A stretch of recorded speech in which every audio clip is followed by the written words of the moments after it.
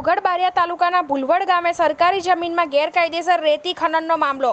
ગેરકાયદેસર રેતી ખનનને લઈ ગ્રામજનોએ આપ્યું હતું દેવગઢ બારિયા નાયબ કલેક્ટર અને પ્રાંત અધિકારીનાઓને આવેદનપત્ર આપવામાં આવ્યું હતું.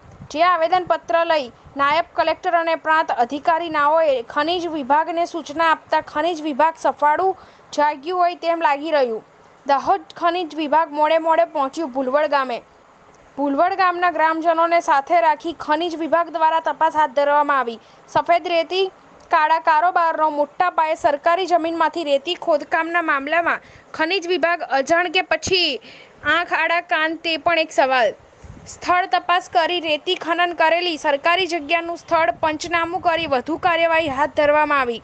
ખનીજ વિભાગે કાયદેસરની કાર્યવાહી હાથ ધરવાની ગ્રામજનોને ખાતરી આપી.